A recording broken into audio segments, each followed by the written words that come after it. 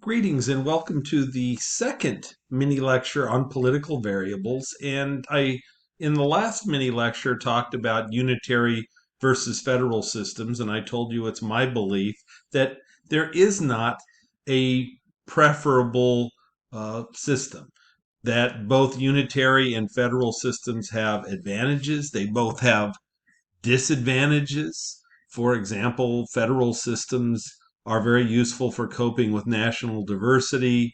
Subnational governments can serve as policy laboratories, but you pay a cost for it. They tend to be less efficient. Sometimes national actions are delayed. And at least in the United States, state and local governments tend to be more corrupt than national governments. So most countries in the world are unitary, about 90%, including Britain, France, and Japan. About 10% of countries are federal, including the United States, Canada, and Germany. Larger countries also tend to be federal, smaller countries tend to be unitary, but there are exceptions to that. Switzerland and Belgium, for example, are very small countries, and yet they are federal. In terms of presidential versus parliamentary systems, once again, I am not of the variety to say that one is necessarily preferable to the other.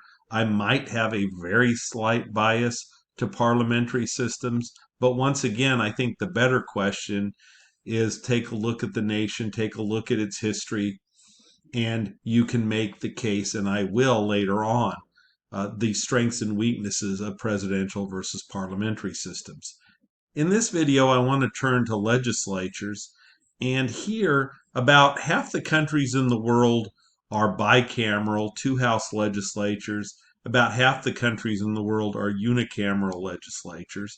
This surprises some people, but even in the United States, if you take a look at state legislatures, almost all of them are bicameral. 49 of the 50 states have a two-house legislature. But interestingly, the state of Nebraska has a one-house legislature, and policymaking tends to be very efficient in Nebraska. It's a little misleading to say that half the countries are bicameral and about half are unicameral, because in most countries that are bicameral, they are bicameral on paper only. What I mean by that is typically one house is far stronger than the other. For example, when we talk about Great Britain, on paper, it is a bicameral legislature. It has the House of Commons, it has the House of Lords, but in reality, the House of Commons can override any objection that the House of Lords raises. The House of Lords can engage in some minor delay, but in reality, the House of Commons is supreme.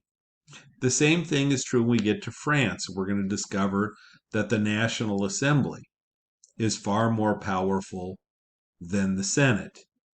In Germany, our third country, we're going to discover that there really is a meaningful upper house. In Germany, the Bundesrat, which is their upper house, operates a lot like the U.S. Senate on most legislation, but not all. It can actually veto any legislation that directly affects the states. It cannot delay all legislation like the U.S. Senate can, but it is a meaningful upper house. It is as close to the American model as you see in Western Europe. Germany also has a very powerful Supreme Court like the United States. In fact, some experts say it's more powerful. I don't think so personally, but there's no question that it is as close to the American Supreme Court as we see anywhere else in the world. And so most countries, even bicameral countries, are actually unicameral in operation because that chamber can simply override the other if it is convenient. So we'll talk about bicameral legislatures. There are unicameral. The Ukraine would be an example. Costa Rica would be another example. I believe Israel is another example if you're interested in unicameral legislatures. You may wonder, why do I have relevant parties? Well, certainly in terms of political variables, it makes sense. But how many relevant parties actually is another means of power distribution? Is power distributed between one party, as we see in China today with the Chinese Communist Party or the former Soviet Union? Are two parties really dominant, like in the United States with the Republican and Democratic parties? Are there two leading parties, but there are other meaningful parties, like Great Britain, where the Conservative and Labour parties are the two real large countries, but there is a meaningful third party, and they have called themselves various names over the years. They called themselves the Liberals at one time, the Alliance at one time, the Liberal Democrats at one time, the Social Democrats at one time. So I'll talk a bit more about that when we get to Britain. But the point is that there has been a meaningful third party that has received a significant share of the vote in Britain for quite some time. Britain also has numerous nationalist parties in Wales, in Scotland, in Northern Ireland, for example, that are not strong parties nationally, but are very, very strong regionally. And this is particularly true in Scotland.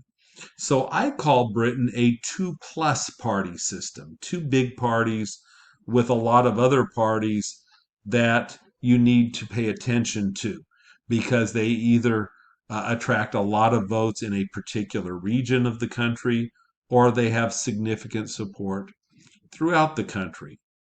Germany, for approximately 40 years, was a three party system: the Christian Democrats, the Social Democrats, and the Free Democrats, who formed a coalition with whichever party was the larger party, usually the Christian Democrats.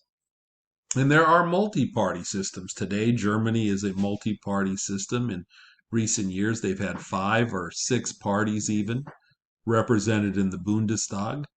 For many years, both France and Italy have had multiple parties, especially Italy, although the number of relevant political parties in recent decades has decreased a bit. If you look historically at France, for example, both the Third and the Fourth Republics were vibrant multi party systems. And of course, there are countries. I use the example of military dictatorships. These are usually called Praetorian regimes by political commentators with no relevant political parties at all. Political ideologies. Roskin talks about this a bit in one of the boxes. Your textbook author claims that political ideologies are belief systems that claim to aim at improving society. I refer to these as the isms. Pro-democracy isms would include conservatism, liberalism, and socialism. Anti-democracy ideology isms would include fascism, Nazism, and communism. I personally believe that the strongest ism, and this is a belief, it's not a fact, but I believe the strongest of the isms in the modern world, in the world in the last 100 years, has been political nationalism. That when political systems get in trouble, whether they are conservative or liberal, they try to appeal to the masses using nationalism and nationalistic impulses to try to bring everyone together, for example, if there is a great war. You can read the 4, and they're both in Roskin, and I just listed them here to summarize them. If you've already read chapter 1, all 4 of those will look familiar to you. In a political ideology, it begins with a perception that there is a belief that things are going wrong and society is going down the wrong path. So I used Marxism and Marxism-Leninism because that was the example that was used in chapter 1. But Marxist, for example, would claim that capitalism is unjust, that workers are exploited by capitalists, that workers are given minimum wages or subsistence wages. Uh, if you go back, for those of you who took economics, you may remember David Ricardo's Iron Law of Wages. That would certainly tie into Marxism here. Then there's an evaluation. Okay, not only is there something wrong with the system, but we believe we can tell you why. Once again, to use the language of the Marxist, capitalism contains internal contradictions that bring economic depressions. Then there is a prescription. Of course, a prescription, if you get sick, you go get a prescription to try to get well. For example, for the Marxist, Marxists would advocate abolishing capitalism and replacing it with the collective ownership of the means of production. And then finally, what is the means to get that solution or to get that prescription? What is the mechanism to bring about the desired change, whatever that happens to be that you want in your ideology? So Lenin, who led the Russian Revolution, claimed that their revolution needed to be led or guided by a vanguard of the proletariat.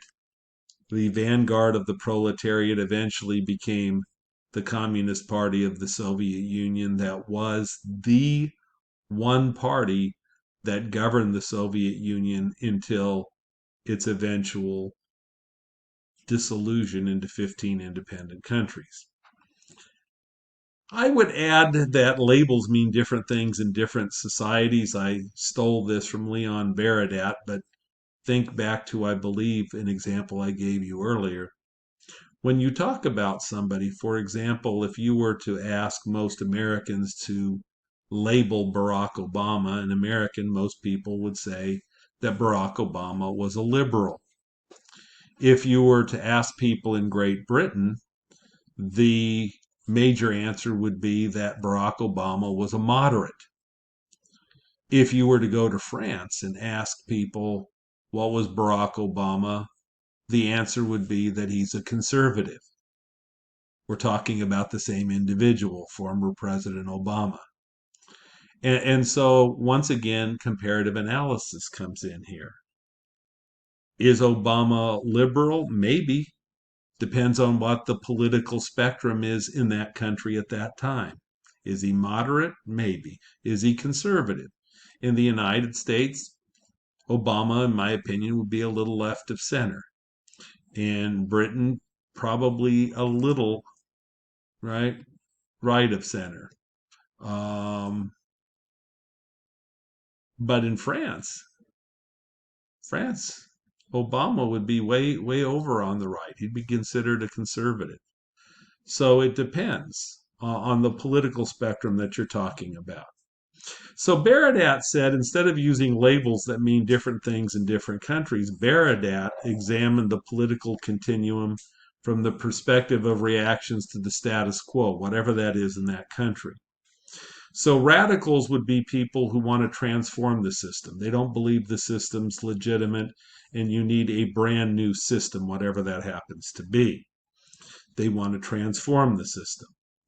Liberals believe in the legitimacy of the system, but they want significant reforms, new ideas. They want to keep the basics of the system, but move it in a new dynamic direction.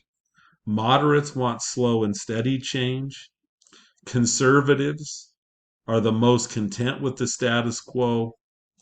And reactionaries want retrogressive change. And this may be a word you've never heard before.